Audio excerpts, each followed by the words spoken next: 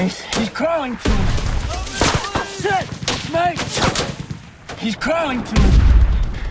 Mace is crawling at us! Tell him to get behind that fucking rock and take cover. Mace! Behind the rock! Get cover behind the rock! We'll come after you in a second! Fuck! He's okay, man. He has cover. He's fucking bleeding. Carter, he has cover. Carter, what are you doing? Take cover. I'm going out. Carter, what the fuck are you doing? Carter! What are you fucking doing, man? What the fuck? What do you mean, what the fuck am I doing? He's bleeding out! Dude, he has fucking cover there. We have cover here. There are only two of us. You wanna fucking die trying to save him? Wait! Mace! Wait!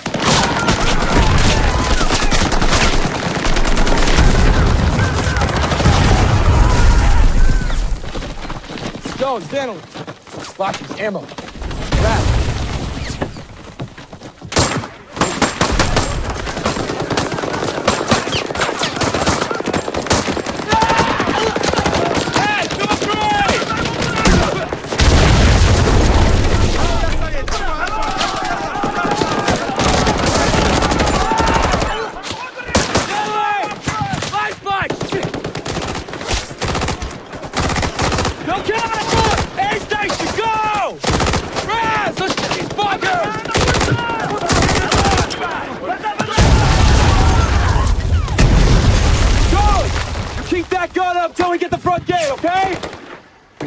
Front gate. We take back this outpost. I love the pressure we're on. This net, any station this net is Red Dragon, over. I got half a minute left. You? Take some mine. Any station this net, this is Red Dragon, over. Think there's any one of us alive? Think we're it? Huh? Oh man, I'm not fucking with it. I can get to him. Lars said I can fucking get to him. He's right fucking Dead there. bodies attract dead bodies. All right? I want you to try and win a fucking medal. Hey, Mace! Stay right there, don't fucking move! We're coming as soon as we can! Sergeant. Carter, Sergeant. please. God, stop talking. Stop. What are you gonna do when you get to him? I'm gonna render him fucking aid, man. Where are you gonna take him? His best chance is in here with us. I agree. Agreed? I agree. So... I'll cover you, okay? Thank you. All right? Thank you. Take a fucking breath. All right? Conserve your fucking ammo. Are you ready? Let's go.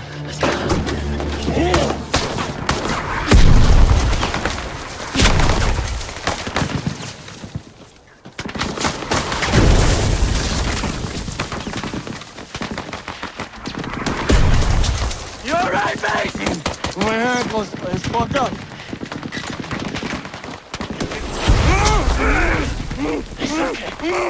Carter! Oh, big. Is he alive? You're looking good. Fuck you, big motherfucker. Find the ankles just as soon as I can find them. Hang with me. What's the fucking Hang leg, with me. This is nothing, man. Where's your nuts, motherfucker? I know, baby. Here we go. Come on, you a man or not? Huh? You got it. There you go. There you go, brother. I know.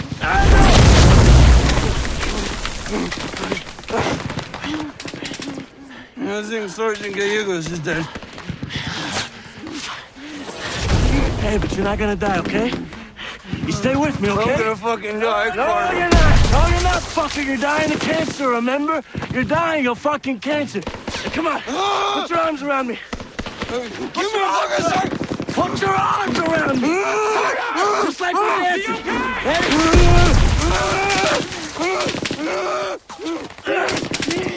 Yeah. Fat hobbit. Fuck. Oh, you're so fucking marine. Put him in the front! Get in the truck, I'll cover you! Good. Get in the truck! Fuck me.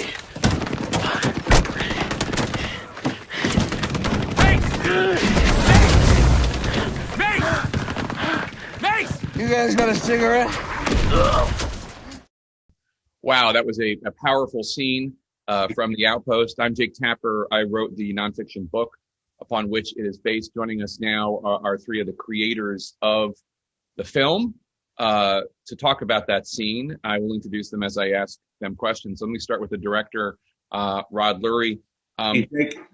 Rod, so I mean, you know how proud I am of this film and how wonderful a job I think you did.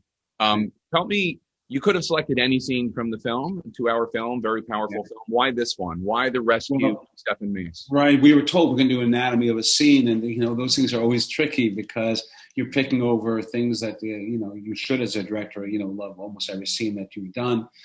And I considered some of the more quiet scenes, some of the scenes where we get to know all the soldiers in this movie. This was a unit with 54 people, and one of the things we tried to achieve is to try to meet and fall in love with and care for the various soldiers, particularly those who perished in the now infamous Battle of Cam Desh.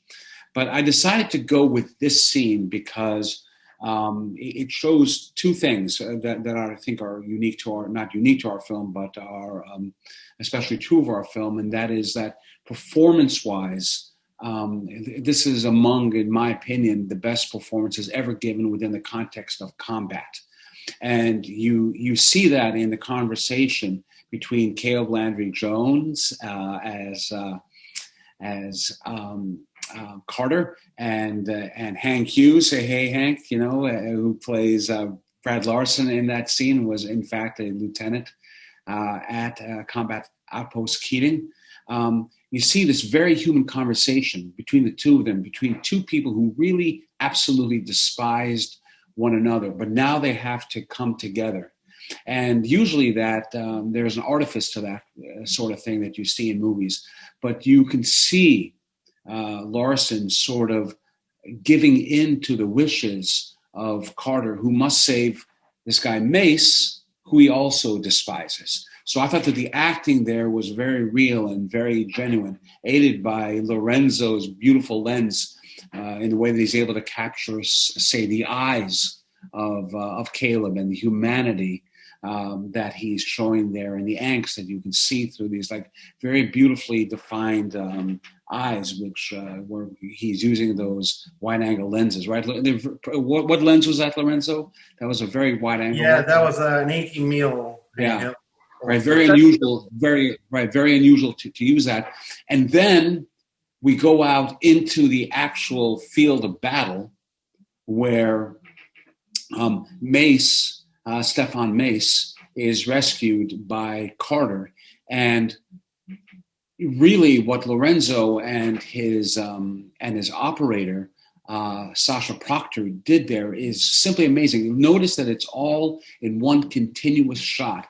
We don't give Carter and we don't give the audience a chance to escape the anxiety there.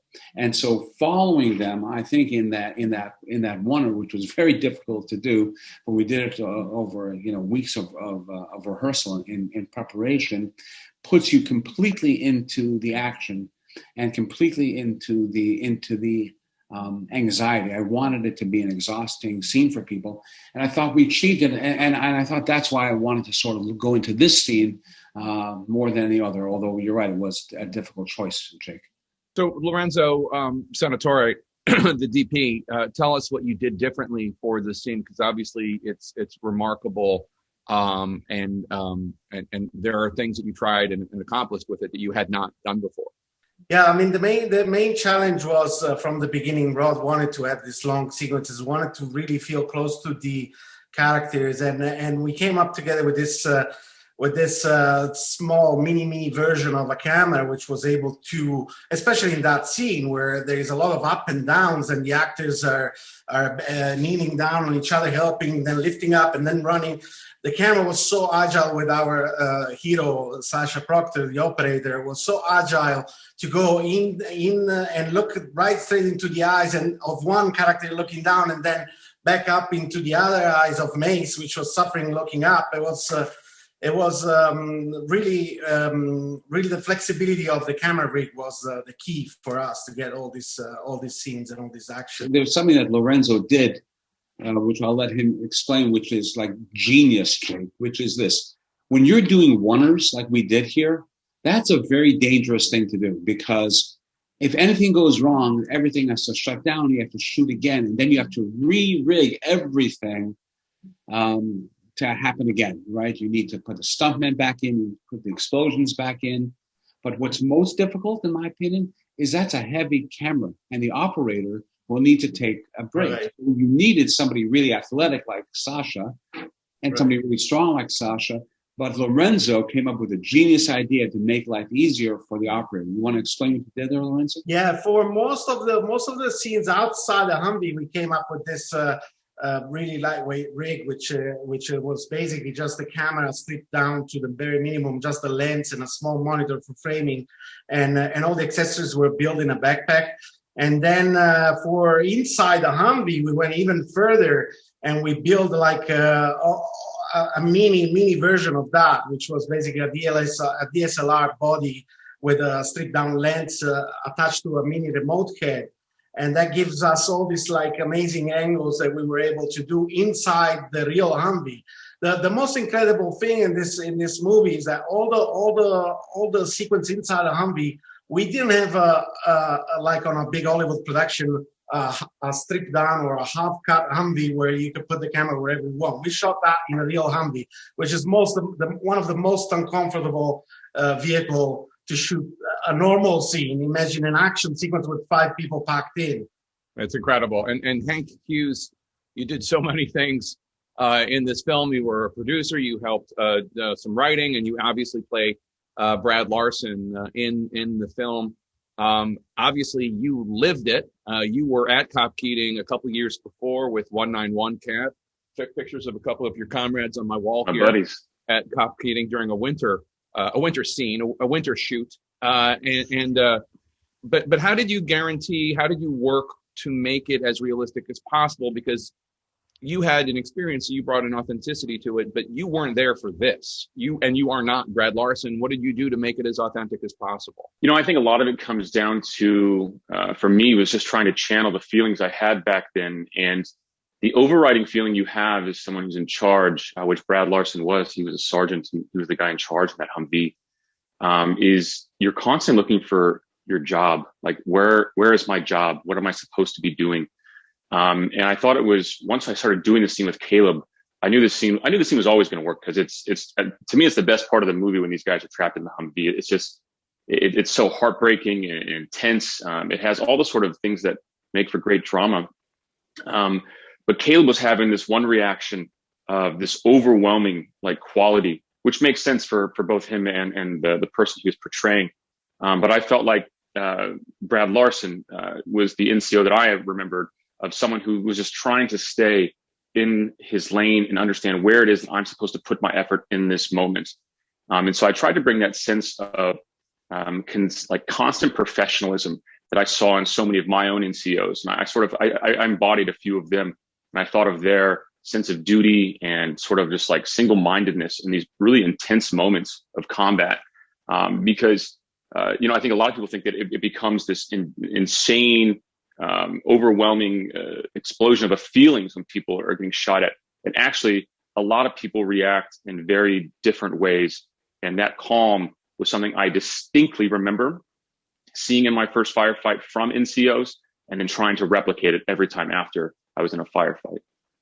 Jake, there's something else that's kind of interesting here, which is that, remember, this is a true story. And Caleb was playing Specialist Ty Carter, and Ty Carter was on set with us the entire time, and he was able in that scene, he was able to tell us to the most minute detail, what happened. And so, the distance that he runs is the distance that he ran. The way that he picks up mace is the way that he picked up mace. And the conversation that he and Brad had was very close to the conversation that actually occurred. And so I think that, we were also guided, at least in the scenes with Carter, by Carter himself. Jay, I don't know if you know this, Jake, but when you came and visited the set, was Ty there, Ty Carter there when you came? Yeah. He was like really anxious on that set. I mean, we replicated Combat Outpost Keating. Well, everybody who served there, who went there, because as you know, or as the people watching this might not, 3 veterans of Cop Keating were there during the film. Hank, and Ty Carter, but then also Dan Rodriguez plays himself in the film, and then also other people who served at Cop Keating during 2009 during the attack. Doc Cordova and Stoney Portis also visited the set, and every one of them told me how anxious they felt being there, because the production team had recreated the camp exactly, and it was eerie, cathartic to a degree, but also spooky to be on set. It was like walking onto a memory, and you couldn't deny that it felt just sort of, the exact spacing was correct, the texture was correct. It was a very strange thing. Like, go find your old bunk and look at it. It's something that only you can do in movies. When my mom came to visit, I got to show my mom Afghanistan. That's weird. It's very weird to have her like in my barracks. It didn't make any sense. And I think it really helped the film to have that level of like recognition for us and for the audience as well. Jake, let me ask you. Look, you wrote this book. You're, I will say this. I know you can't say it. There is no journalist, certainly no television journalist in America, that is more devoted to the troops, and you've helped a lot, including with both money and with recognition and with the book and so on. So this book was really important to you. When you saw this scene, because we're talking about this scene, was it an emotional experience for you, or is it just a purely journalistic experience for you? Both. I mean, because first of all, remember, when I was writing the book, I didn't have a model of Cop Keating to go by. I just had some photographs and Army graphics, but it helped me understand everything even more than I understood it. Right. Just in terms of what it must have looked like, because I had what was in my mind's eye, but I didn't have an actual representation of it. And then, but also it just, I devoted my life to telling this story and devoted a lot of time, in doing a lot of interviews to bring it to light. The original subtitle of the book was called The Outpost, An Untold Story of American Valor. But it's not untold anymore. Obviously, it's been told several times, including masterfully in your film, Rod. But yeah, it was very emotional. You and I were both there when we showed this movie to the families. Oh, yeah. Including the families of Stefan Mace, the families, and his mother and his dad and his brothers, and the hugs that they gave you and I, and the emotions that we felt after they saw, in particular, this scene. This is the scene that his mom wrote to me and said, "Get this right. Show the wounds. I can take it. We can take it." There's one thing that I learned, Jake, is that the one thing that the families wanted was, for better or worse, tell the truth. Yeah. And we did it. So at the 10-year anniversary of the attack, so October 2019, General John Allen and the Brookings Institute held a special screening for families and veterans and Gold Star families, and we showed the film to them, and it was very moving. And I know you shared my feeling, Rod, that we were anxious. We wanted to know what people thought. We were worried about what they thought, because we can't imagine serving in that kind of battle. Right. Seeing your loved ones depicted, seeing your loved one's death depicted. But to an attendee, every single one of them. And I think families of most of the fallen soldiers were there, if not all.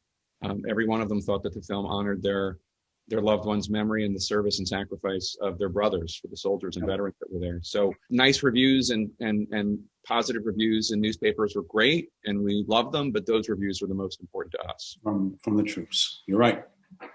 Absolutely. So thank you so much for watching our Anatomy of a Scene. Thank you to Rod and Lorenzo and Henry Hughes, and we really appreciate it. And we hope you enjoyed the film.